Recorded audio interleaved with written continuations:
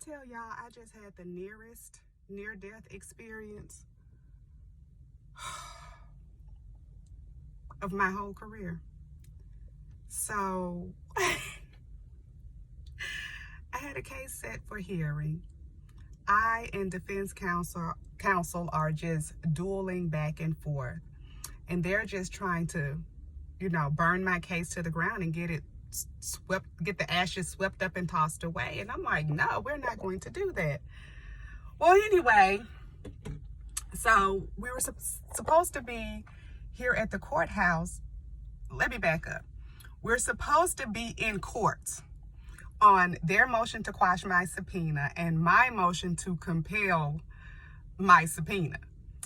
And the judge set the hearing for today, October 1st, and I thought it was virtual. So I was all cute and composed and prepared and ready and sitting at my desk in my office at about 20 minutes till 9, which was when the hearing is supposed to start.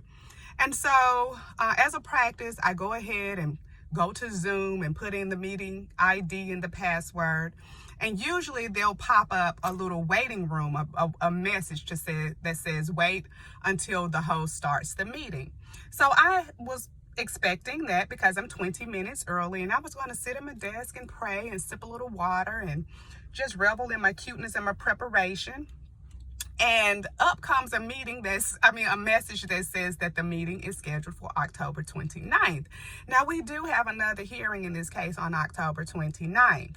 But first, we have to cross this hurdle on October 1st. So I was like, no, Andrea, no, you did not mistakenly think that this hearing was virtual and today is in person. Now, October 29th is definitely virtual. And so I am now having a mini heart attack, a massive stroke, and a crisis of faith. And I'm like, Lord, what in the world?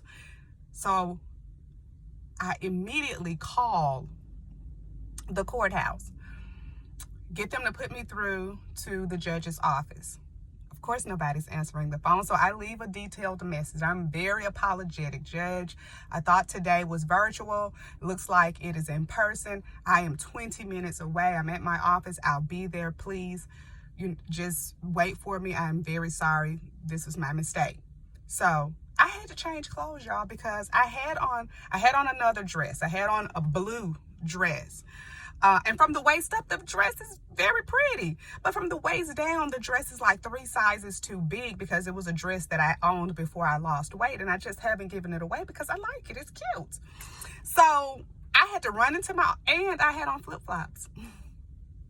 So I run to my closet. I snatch off the too big dress.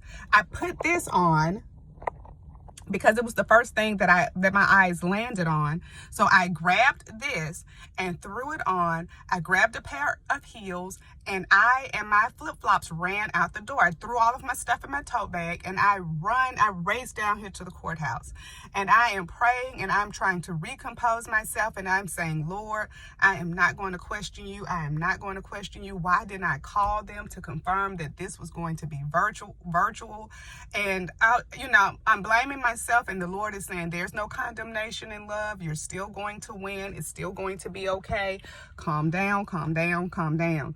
So I calm down, and I drive 90 miles an hour through residential areas. I don't know. I am not admitting any wrongdoing, but there may have been some traffic signals that were malfunctioning.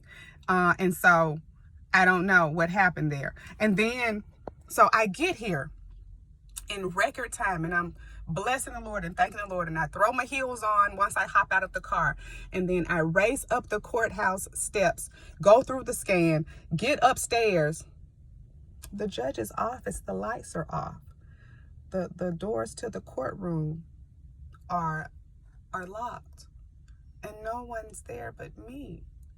So now I'm thinking, shit! This motherfucking this hearing is it's virtual, and I just cannot find the meeting ID and password. And y'all, that's not like me. I scoured about a week ago my email for the meeting ID and the password, and it was the same meeting ID and the same password, but you can do that with Zoom. So I thought that maybe she was just using the same information for all of her hearings. So I sit down on a pew outside the judge's office. And I was like, I'm gonna take a picture of myself here to prove that I was here on this day. But then the Lord said, no, call opposing counsel and see where they are. So I call opposing counsel's office. I get one of the lawyers on the phone. I'm facing a Goliath. This is a whole firm with like multiple lawyers. A receptionist answered the phone, and here I am, solo dolo. I'm the receptionist, I'm the investigator, I'm the paralegal, I'm the lawyer, I'm the housekeeping department.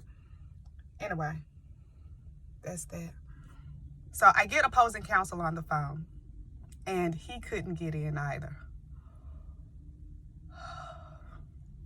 And he tells me that he was grabbing his keys and heading to the courthouse because he was thinking the same thing, that he had mistakenly thought it was virtual when it was in person. So it wasn't my mistake.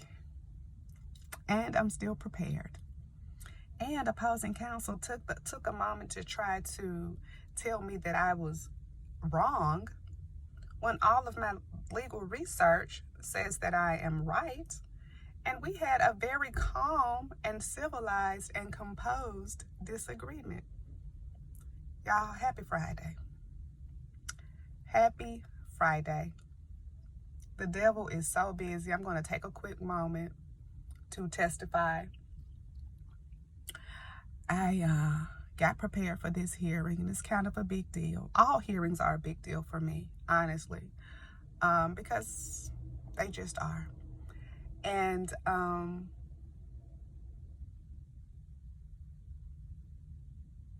when you're on the cusp of a breakthrough, the devil starts doing crazy stuff, but he doesn't have any new tricks, so he couldn't take my preparation away from me. Let me tell you what happened yesterday. So yesterday, I was sitting at a traffic light yesterday evening with Joshua, my son, and we heard this loud bloop, this loud knocking noise.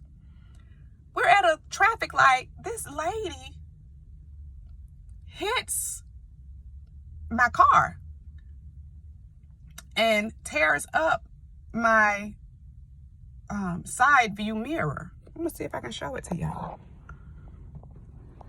Can y'all see that? I don't know. The mirror is gone. The mirror is gone. And yeah, that was last night. I got a hearing this morning. Little lady don't have no insurance. I got to get my own car fixed. But, you know, God is good. And I was like, not going to be shaken. Well, anyway, Monday I told my son about the hearing today. And I said, Joshua, Friday, you're riding the school bus to school, because Joshua is so slow about getting up in the mornings. And so we always miss the bus going to school, and he rides the bus home. So I'm not that bummed out about it, because I've worked for myself, and, you know, I kind of enjoy the ride to school with him.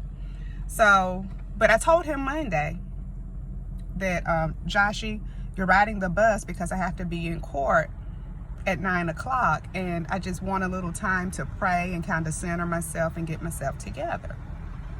Well, anyway, Josh missed the bus this morning by like 1 minute. His bus driver is very prompt. I like Mr. Brown for that. But yeah, we got around the corner to the bus stop at 7:24, and that bus was gone. But he leaves at 7:23. So the devil wanted me to be upset with my son, because my baby be slow in the morning. He slows around. But I was like, nope. We went ahead and said our morning prayer, and I drove him on to school. And I was like, devil, you don't have any new tricks, because, you know, the stuff that irritates me was popping up. So then the last thing was this mistake with the hearing. And y'all, I could just feel the blood draining from my face when I realized I couldn't get into that hearing, and when I thought that I had mistakenly gone to a virtual hearing that was in person. And the Lord was speaking calming thoughts. I wanted to cry, but have you ever wanted to cry but couldn't? I wanted to cry, but I could not. And I could hear the Lord saying, you're not going to fall apart. Don't fall apart. And I didn't fall apart, and it worked out. So be encouraged today. The devil don't have any new tricks. And when you're on the right path, he throws up little obstacles. He wants to test you in those sore spots. I didn't lose my patience when that lady hit my car. It was a very nice time. I'm not going to call her. She's invited me to go get some estimates, but she doesn't have any insurance. If you don't, and her car is old, and I'm not being ugly. That's no shade. This car is old. But if you are not paying liability insurance on an old car, then girl, you ain't got no money to be trying to get this thing fixed. So I'll get it fixed. And yeah, the devil wanted me to be discouraged today, and he almost had me, but I listened to the Lord instead, and you know, and drove at top speed to the courthouse. And now that I'm here and realize that, you know, it's not my error, I'm not even mad at the inconvenience. I'm just thankful. I'm just thankful. And be thankful, and we're going to get there, y'all. We are going to get there. I am going to win this case. I am going to win all my cases. And you're going to win your cases, and you're going to be blessed mightily with peace, with joy. You're going to be elevated. God is going to prosper you. God, he loves you. He loves you. He's going to fill in all the gaps. He has never lied. He has never failed. He doesn't get overwhelmed. He doesn't get scared.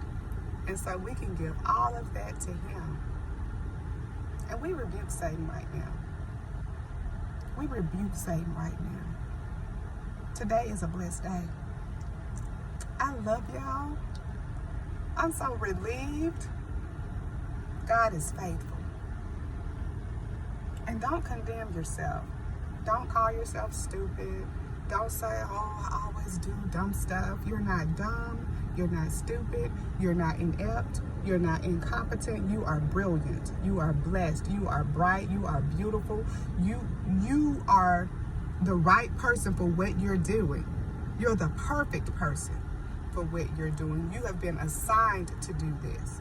You have been anointed and appointed to do it. No one can do it better than you. So show up